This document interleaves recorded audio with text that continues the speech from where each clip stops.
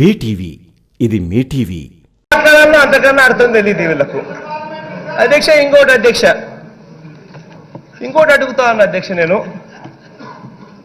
వీళ్ళ అధికారంలో ఇక్కడ ఉండగానే ఆల్మట్టి డ్యామ్ ఎత్తు కడతా ఉన్నారు.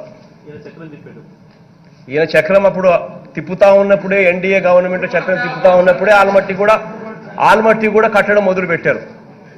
మన కళ్ళ ముందరనే ఈయన చక్రం తిప్పుతా ఉన్న పరిస్థితుల్లోనే ఆల్మట్టి డ్యామ్ కూడా పెంచడం జరిగింది.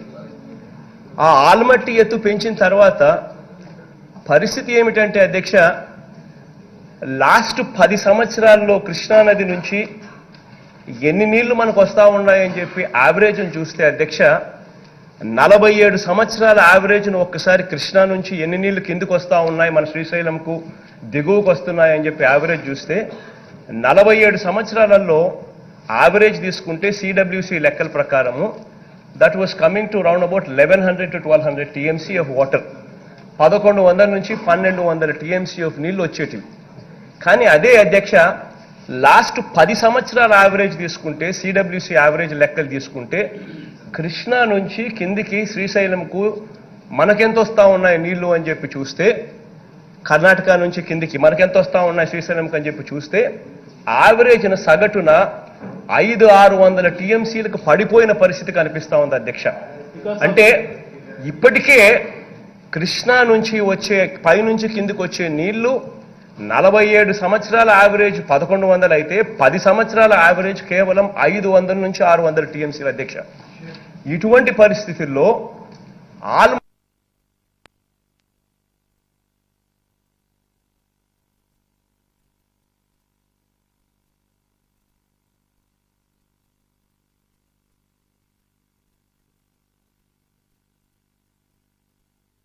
పరిస్థితి వాళ్ళ రాష్ట్రంలో వాళ్ళు ఏం చేసినా కూడా ఇటువైపున మనం వాళ్ళ రాష్ట్రంలో లేము కాబట్టి మనం చేయగలిగింది ఏమీ లేదు అన్న మాట మనం ఒప్పుకున్నా ఒప్పుకోకపోయినా ఇది నగ్న సత్యం. ఇదే విషయంగానే అధ్యక్ష మన కళ్ళ ఎదుటనే ఆల్మట్టి ఎత్తు 519 మీటర్ల నుంచి 524 మీటర్లకు ఎత్తు పెరుగుతూ ఉంటే ఇక నీళ్లు కిందికి ఏమొస్తాయి అన్నది మనమంతా కూడా ప్రశ్నార్థకం, మనమంతా కూడా ఆలోచన చేసుకోవాలి. ఇంకా నీళ్లు ఏ స్థాయిలోకి పడిపోతాయని చెప్పి. ఎందుకనంటే 519 నుంచి 524 మీటర్లు ఎత్తు పెంచితే అపారెంట్లీ దాని స్టోరేజ్ కెపాసిటీ ఇంకొక 110 టీఎంసీల స్టోరేజ్ కెపాసిటీ పెరుగుతుంది. దట్ ఈస్ ద రియాలిటీ ఈరోజు. ఇటువంటి పరిస్థితుల్లో పాపం కేసీఆర్ గారికి మనకు ఉన్న సత్సంబంధాల దృష్ట్యా కేసీఆర్ గారు నిజంగా ఆయన ఇంకా మెగ్నానిమిటీ చూపిస్తున్నాడని చెప్పి హర్షించాల్సిన పరిస్థితుల్లో వాస్తవం అధ్యక్ష ఇది మనకు గోదావరి నీళ్లను మనం గోదావరి నీళ్లను శ్రీశైలంకు తీసుకొని పోయే కార్యక్రమం జరుగుతూ ఉంది అని అంటే, గోదావరి నీళ్లను మనం నాగార్జున సాగర్కు తీసుకొని పోయే పరిస్థితి జరుగుతూ ఉంది అని అంటే, గోదావరి నీళ్లతో మనం కృష్ణా ఆయకట్ మనం స్థిరీకరించే పరిస్థితి జరుగుతూ ఉంది అని అంటే, నిజంగా అదే గోదావరి నీళ్లు మన రాష్ట్రంలో నుంచి, మన పోలవరం దిగువ నుంచి మనం తీసుకోవడం లేదు. He was magnanimous. తన రాష్ట్రం నుంచి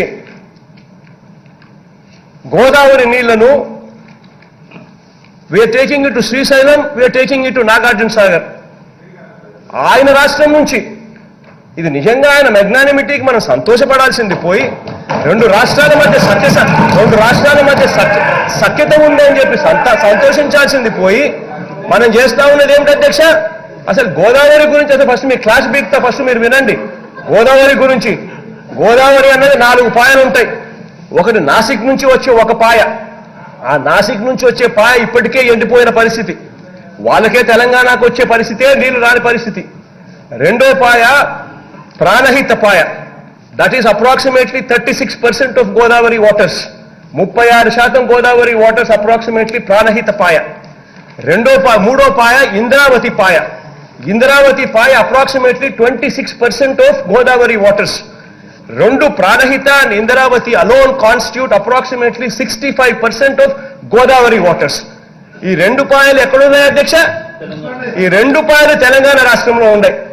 మనకున్నది ఏంటి అధ్యక్ష? గోదావరిలో కేవలం శబరి, అది ఒకే ఒక పాయ, శబరి పాయ ఒకటే మనకుంది. You know how much Sabari constitutes? Sabari constitutes only 11% of Godavari. అంటే కేవలం మనకుండే పాయ ఏదైతే, మనకు వస్తా ఉన్న పాయ ఏదైతే ఉందో, మన రాష్ట్రంలోకి ప్రవహించే పాయ ఏదైతే ఉందో Sabari, that is only 11% of Godavari. చూస్తే దాంట్లో గోదావరి నుంచి కేవలం 500 టీఎంసీలు మాత్రమే శబరిపాయ నుంచి మనకు కిందికి వచ్చే, గోదావరికి మనకు నీళ్ళు వచ్చే పరిస్థితి. మిగిలినదంతా కూడా చూస్తే ప్రాణహిత 36%, ఇంద్రావతి 26%, రెండు కలిపితే దాదాపుగా 65% పాయలు తెలంగాణ నుంచి కిందికి వాళ్ళు నీళ్లు వదిలితే తప్ప నుంచి మనకు రాని పరిస్థితి అధ్యక్ష. ఇవాళ మన కళ్ళ ఎదుటనే చంద్రబాబు నాయుడు గారు ముఖ్యమంత్రిగా ఉండగానే, ఈయన ఇక్కడ ముఖ్యమంత్రి ఉండగానే 3 టీఎంసీల నీళ్లు లిఫ్ట్ చేసుకొని అటు నుంచి అంటే వాళ్ళు తరలించుకొని తీసుకొని పోతా ఉంటే, మన రాష్ట్రంగా మనం ఏం చేయగలిగాము అని చెప్పి నేను అడుగుతా ఉన్నాను. ఇదే చట్టసభలో ఇదే గత ముఖ్యమంత్రిని అడుగుతా ఉన్నాను. ఎవ్వడం ఏమి చేయలేని పరిస్థితి అధ్యక్ష. ఆ రాష్ట్రంలో వాళ్ళు చేసేది, ఆ రాష్ట్రంలో వాళ్ళకు వచ్చే నదులను వాస్తవ పరిస్థితి ఏమిటి అని అంటే, మనం గొడవ చేయగలుగుతాం, మనం కోర్టులకు పోతాం, కోర్టులో కేసులు వేస్తాం, కానీ అవేవి కూడా తెగవు అధ్యక్ష. అవన్నీ ఏమీ తెగవు. అటు పై రాష్ట్రాలు కట్టుకునేటివన్నీ కూడా వాళ్ళు కట్టుకుంటూనే పోతా ఉన్నారు, మనమంతా చూస్తూ ఉన్నాం. అది ఆల్మట్టి ఎత్తు 519 మీటర్లకు చేర్చడం అయితేనేమి, 519 నుంచి ఇప్పుడు మళ్ళీ 524 మీటర్లు వాళ్ళు కట్టడం అయితేనేమి, అటువైపు నుంచి మహారాష్ట్ర వాళ్ళు గోదావరి పాయన అడ్డకోలుగా వాడుకోవడం అయితేనేమి, ఆ తర్వాత కాళేశ్వరంలో కేసీఆర్ గారు 3 టీఎంసీలు నీళ్లు లిఫ్ట్ చేసుకుని అటు నుంచి తీసుకొని పోవడం అయితేనేమి, ఎవ్వడం కూడా ఏమి చేసే పరిస్థితులు లేము అధ్యక్ష. మనకి ఇవాళ కావాల్సింది ఏమిటి అంటే, రాష్ట్రాల మధ్య సఖ్యత కావాలి. రాష్ట్ర ముఖ్యమంత్రులు ఒకరినొకరు మాట్లాడుకునే పరిస్థితి ఉండాలి. రాష్ట్ర ముఖ్యమంత్రుల మధ్య సఖ్యత ఉంటే, రాష్ట్ర ముఖ్యమంత్రులు కలిసి పనిచేసే గుణం ఉంటే అప్పుడు ఏదైనా డెవలప్మెంట్ అనేది జరుగుతుంది. ఆ పరిస్థితి ఈరోజు ఉంది కాబట్టే కేసీఆర్ గారు ఒక అడుగు ముందుకు వేసి మెగ్నానిమిటీ చూపించాడు. వాళ్ళ రాష్ట్రం నుంచి అంటే వాళ్ళ బౌండరీస్ నుంచి, మన బౌండరీస్ నుంచి కాదు, వాళ్ళ బౌండరీస్ నుంచి పాపం ఆయన ముందుకు వచ్చి కృష్ణా ఆయకట్ స్టెబిలైజేషన్ కోసం అని చెప్పి, ఎందుకంటే ఆయనకు కూడా శ్రీశైలంకు నీళ్లు వస్తే మహబూబ్ నగర్, రంగారెడ్డి జిల్లాలకు నీళ్లు వస్తాయని, కృష్ణా నాగార్జున సాగర్కి నీళ్లు వస్తే తనకు కూడా ఖమ్మం జిల్లా, నల్గొండ జిల్లాలకు తాను నీళ్ళు ఇచ్చే పరిస్థితి తనకు మెరుగవుతుందని, కృష్ణా ఆయకట్ ప్రశ్నార్థకమైతే గన తనకు సంబంధించిన జిల్లాలు కూడా ఏదైతే ఉన్నాయో మహబూబ్ నగరు, నల్గొండ, రంగారెడ్డి, ఖమ్మం, ఈ అన్ని జిల్లాలకు కూడా తనకు ఇబ్బంది అవుతుందనే ఉద్దేశంతో మనకు సంబంధించిన 8 జిల్లాల అధ్యక్ష, రాయలసీమకు సంబంధించిన 4 జిల్లాలు, ప్రకాశం, నెల్లూరు 6 జిల్లాలు, Guntur, Krishna up to West Godavari, Krishna ఆయకట్టుకు సంబంధించి మొత్తం ఆయకట్టే ప్రశ్నార్థకమయ్యే పరిస్థితులు ఉంటాయని చెప్పి ఆయన ఒక అడుగు ముందుకు వేసి, మనం వెళ్ళి అడిగిన వెంటనే ఒక అడుగు ముందుకు వేసి తన రాష్ట్రం నుంచి, తన బౌండరీ నుంచి నీళ్లు తీసుకునేదానికి ఒప్పుకున్నారు. దాని గురించి మన ఇంజనీర్లు మాట్లాడుతూ ఉన్నారు, దాని గురించి వాళ్ళ ఇంజనీర్లు వర్కౌట్ చేస్తూ ఉన్నారు. ఇద్దరం కలిసి ఒక బృహత్తర ప్రణాళిక తీసుకొని వచ్చి కృష్ణా నీళ్లను ఏకంగా శ్రీశైలంకు తీసుకొని పోగలిగితే, కృష్ణా నీళ్లను ఏకంగా నాగార్జున సాగర్లోకి దాన్ని తీసుకొని పోగలిగితే, గోదావరి నీళ్లను శ్రీశైలంలోకి తీసుకొని పోగలిగితే, గోదావరి నీళ్లను మనం నాగార్జున సాగర్కి తీసుకొని పోగలిగితే కృష్ణ ఆయకట్ మొత్తం స్టెబిలైజేషన్ జరుగుతుంది, స్థిరీకరణ జరుగుతుంది అని చెప్పి దీనికి సంతోషించాల్సింది పోయి చివరికి దాంట్లో కూడా రాజకీయాలు వెతుకుతా ఉన్నారని అంటే, ఇంతకన్నా దిక్కుమాలిన ప్రతిపక్షం బహుశా ప్రపంచ చరిత్రలో ఏది ఉండదని చెప్పి నేను నిస్సంకోచంగా కూడా చెప్తా ఉన్నా అధ్యక్ష. ఇప్పటికైనా కూడా వీళ్ళు వైఖరి మార్చుకోమని, ఇప్పటికైనా కూడా వీళ్ళకి జ్ఞానోదయం జరగాలని చెప్పి ఆశిస్తూ ప్రార్థిస్తూ సెలవు తీసుకుంటున్నా అధ్యక్ష. వారికి ఉన్న అనుభవం, వారికి ఉన్న జ్ఞానము, వారికి ఉన్న మేధో సంపత్తి వాళ్ళ మాటల్లోనే చాలాసార్లు మనం విన్నాం. ఈ సభలో కూడా వారే డాక్టరు, వారే లాయరు, వారే ఇంజనీరు, వారే స్ట్రక్చరల్ ఇంజనీరు, వారే 80,000 పుస్తకాలు చదివి వాళ్ళ మేధస్సుతోనే నిర్మించారు. మేడిగడ్డ కడితే మేడిపండు అయింది. ఇక అన్నారం సంగతి నేను చెప్పాల్సిన పర్లేదు. సుందీళ్ళు ఎప్పుడేమవుతుందో తెలియదు, పంపు సెట్లు ఏమైనాయో తెలియదు. ఇవాళ వీటి మీద చర్చ వచ్చినప్పుడల్లా, కాళేశ్వరం అవినీతి గురించి చర్చ వచ్చినప్పుడల్లా కృష్ణానది జలాలను ప్రాజెక్టులు అప్పజెప్పినరు అని మాట్లాడుతున్నారు అధ్యక్ష. ఇవాళ నిజంగానే వాళ్ళు మాట్లాడినప్పుడు నిజంగానే ఈ ప్రాజెక్టుల మీద జరిగిన అవకతవకలు కావచ్చు, లేకపోతే తప్పిదాలు కావచ్చు, వీటిని ఎట్లా సవరించుకోవాలి, ఎట్లా ముందుకెళ్ళాలి, ఎట్లా ప్రాజెక్టులను కాపాడాలి, పదే పదే గతంలో 80,000 ప్రాజెక్టులకు 1,00,000 కోట్ల రూపాయల అవినీతి ఎట్లా జరుగుతుందని మేధావులు మహామేధావులు మాట్లాడినారు అధ్యక్ష. ఇవాళ 1,47,000 కోట్ల రూపాయలకు అంచనాలు వచ్చినాయి. 97,500 కోట్ల రూపాయలు ఇప్పటికే కాంట్రాక్టర్లకు పేమెంట్లు చేసారు. ఇంకో 10,000 కోట్ల రూపాయలు పెండింగ్ ఉన్నాయని అధికారిక లెక్కలు చెప్తున్నాయి అధ్యక్ష. మరి ఇవాళ 97,500 కోట్ల రూపాయలు ఖర్చు పెట్టిన కాళేశ్వరంలో 90,000 ఎకరాలకు కూడా నీళ్లు అందలేదన్న మాట వాస్తవం కాదా? నిజం ఇట్లుంటే ఈరోజు ఇంకా మమ్మల్ని ఏదో నిందించాలనే ప్రయత్నం చేయడము దీనికి ఏమైనా సమంజసంగా ఉందా? దీని మీద ఎక్కువ వివరాలకు వెళ్ళదలుచుకోలేదు. మా ఉత్తమ్ కుమార్ రెడ్డి గారు దీనికి సంబంధించి పూర్తి స్థాయిలో విజిలెన్స్ నివేదికలు కానీ లేకపోతే దీనికి సంబంధించిన అంశాలు అన్నీ కూడా సాగునీటి పారుదల శాఖ మంత్రి గారు నిన్నమన్న విజిలెన్స్ నివేదిక ఆధారంగా కొన్ని నిర్ణయాలు తీసుకున్నాడు. ఆ నిర్ణయాలు అన్నిటిని కూడా నాకు తెలిసినంత వరకు తమరు అనుమతిస్తే ఈ సభలో వాటిని వారు ప్రస్తావిస్తారని నేను భావిస్తున్నా. అదేవిధంగా కృష్ణానది జలాలకు సంబంధించి కృష్ణా ప్రాజెక్టులను అప్పజెప్పిందని, కృష్ణా ప్రాజెక్టులను మొత్తం కాంగ్రెస్ వాళ్ళు వస్తేనే కాకెత్తుకపోయిందని, లేకపోతే కేంద్రానికి మేమేదో రాసి చేసినామని అసలు ఏం మాట్లాడుతున్నారు అధ్యక్ష? అసలు ఏమైనా బాధ్యత అనేది ప్రతిపక్ష పార్టీగా 1% వాళ్ళు నిర్వహిస్తున్నారా? ఈరోజు కృష్ణానది జలాల మీద ఏర్పాటు చేసిన కృష్ణా రివర్ మేనేజ్మెంట్ బోర్డ్ 2014 రాష్ట్ర పునర్విభజన చట్టంలో స్పష్టంగా పొందుపరిచినరు. ఆ రోజు నేను కానీ మా ఉత్తమ్ కుమార్ రెడ్డి గారు కానీ లేకపోతే మా కోమటిరెడ్డి వెంకటరెడ్డి గారు కానీ ఇక్కడ ఉన్నోళ్ళం ఎవరం మేము ఎంపీలం కాదు అధ్యక్ష. ఏ రోజు కూడా ఈ పునర్విభజన చట్టం ప్రతి పదం నన్ను అడిగి నేనే రాసి నేనే తీర్చిదిద్దినాను కూడా మేము ఏ రోజు చెప్పుకోలేదు అధ్యక్ష. మేము చెప్పుకోలేదు అధ్యక్ష. ఎవరు అధ్యక్ష ఆ రోజు సభలో సభ్యులు? కల్వకుంట్ల చంద్రశేఖరరావు గారు ఎంపీ. ఆ బిల్లు వచ్చినప్పుడు ఇటు లోక్సభలో కానీ అటు రాజ్యసభలో కేశవరావు గారు కానీ ఆ అంశాన్ని ప్రస్తావించి అభ్యంతరం పెట్టాల్సిన సందర్భంలో ఈ బిల్లును మేమే పాస్ చేయించినాం, మేమే తెచ్చినాం. దీన్ని రాసేటప్పుడు అందరు మాతోనే మాట్లాడారు, మొత్తం నా సూచనల మేరకే రాసిందని చెప్పారు అధ్యక్ష. ఆ రోజు రాసింది చంద్రశేఖర్ రావే అయితే అందులో ఒకవేళ లోపం ఉంటే ఆ లోపాలకు బాధ్యులు ఎవరు అధ్యక్ష? ఈనాడు ప్రతిపక్ష నాయకుడు ఆ లోపాలకు బాధ్యుడు కాదా అని నేను మీ ద్వారా అడగదలుచుకున్న అధ్యక్ష వాళ్ళను. ఈరోజు మీరు 2014 నుంచి 2023 వరకు కృష్ణా రివర్ మేనేజ్మెంట్ బోర్డు సమావేశాలు ఏర్పాటు చేసినప్పుడల్లా ఉమాభారతి గారు మంత్రిగా ఉన్నప్పుడు వారు వెళ్ళిండ్రు, చంద్రశేఖరరావు గారు వెళ్ళిండ్రు, వివిధ సందర్భాలలో వీళ్ళే అధికారికంగా వెళ్ళిండ్రు. ఇంతవరకు నేను మా ఉత్తమ్ కుమార్ రెడ్డి గారు ఏ సమావేశాలకు పిలవలేదు, మేము వెళ్ళలేదు అధ్యక్ష. మేము స్పష్టంగా తెలంగాణ హక్కులను కాపాడడానికి మేము కొట్లాడుతుంటే మా కాళ్ళకు తాళ్ళు పెట్టి కాళ్ళలో కట్టెపెట్టి మమ్మల్ని బోర్లు పడేయాలని వీళ్ళ తాపత్రయం ఏంది అధ్యక్ష? గుంజుకుంటా అన్నది ఎవరు అధ్యక్ష? నరేంద్ర మోడీ గుంజుకుంటా అన్నాడు. మరి వీళ్ళు ధర్నాలు చేయాలంటే ఏడు చేయాలి అధ్యక్ష?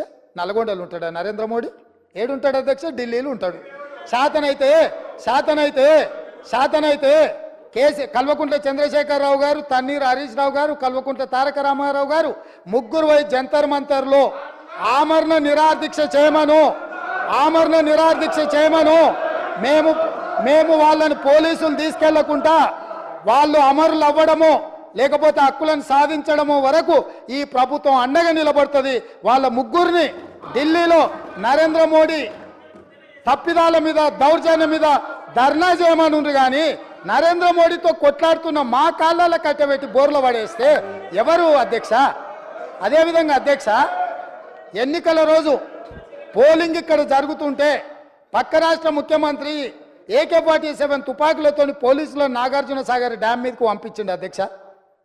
ఇవాళ నేను అడగదలుచుకున్న వాళ్ళను, నాగార్జున సాగర్ 100% మన భూభాగంలో ఉంది, మన ప్రాంతానికి లోపటికొచ్చి తుపాకులు పెట్టి ప్రాజెక్టులను ఆక్రమించుకుంటుంటే వీళ్ళ సహకారం లేకుండా వస్తాడా అధ్యక్ష? ఇంటి దొంగలు లేకుండా జగన్మోహన్ రెడ్డి గారు లోపలికి వచ్చి నాగార్జున సాగర్ డామ్ మీద పహారాలు కాసే పరిస్థితి వస్తుందా అధ్యక్ష? ఎందుకు ఎందుకు ఎందుకు ఆ రోజు వీళ్ళు మాట్లాడలేదు? వీళ్ళు ఇచ్చిన అలుసే కదా, వాళ్ళు పెట్టిన పులుసు తిని వీళ్ళు అలుసు ఇవ్వడం వల్లనే కదా ఈరోజు ఈ పరిస్థితి వచ్చింది. ఆయల్లో రాయలసీమకు పోయినప్పుడు కల్వకుంట్ల చంద్రశేఖరరావు గారు, ఈనాటి మంత్రి శ్రీమతి రోజా గారు పెట్టిన రాగి సంకటి రొయ్యల పులుసు తిని రాయలసీమను రతలాలసీమం చేస్తా అని చెప్పి మాట ఇచ్చి బేసిన్లు లేవు, బేసిజాలు లేవు, మీరు కొట్టుకపోండి అన్నాడు. వాళ్ళు కొట్టుకపోయారు. ఇప్పుడు మేము వచ్చినాక అట్టెట్లా కొట్టుకపోతాడంట? ఎవరు అధ్యక్ష బాధ్యత ఎవరు వహించాలి?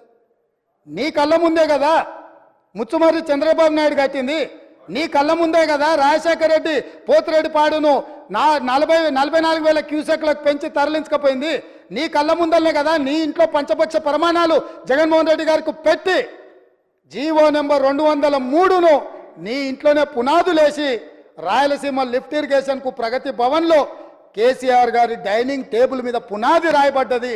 దానికి పునాది రాయేసింది మీరే కదా. 8 టీఎంసీలు పర్ డే తరలించకపోవడానికి అనుమతి ఇచ్చింది, టెండర్లు పిలిచింది, కాంట్రాక్టులు అప్పచెప్పింది, పనులు పూర్తి చేసింది మీరు అధికారంలో ఉన్నప్పుడే కదా అధ్యక్ష. మీరు మొత్తం కృష్ణానది జలాలు మహారాష్ట్ర కర్ణాటక దాటి మహబూబ్ నగర్ జిల్లాలో జూరాల నుంచి పాలమూరులో కలంపూర్లో ఎంటర్ అయి తుంగభద్ర నదిలో వచ్చే నీళ్లు, తుంగభద్ర నుంచి వచ్చిన సుంకేశ్లకు వచ్చిన నీళ్లు, సుంకేశ్ల నీళ్లు జూరాల నీళ్లు కలిసి ప్రయాణమై పాలమూరు జిల్లా నుంచి మొదలై రాయలసీమలకు పోయి నంద్యాల నుంచి తిరుక్కొని శ్రీశైలం ప్రాజెక్టు మీదకి వచ్చినప్పుడు శ్రీశైలం ప్రాజెక్టు కొంత తెలంగాణలో ఉంటే కొంత ఆంధ్రాలో ఉంది అధ్యక్ష. అంతకుముందు ప్రాజెక్టు లేవు.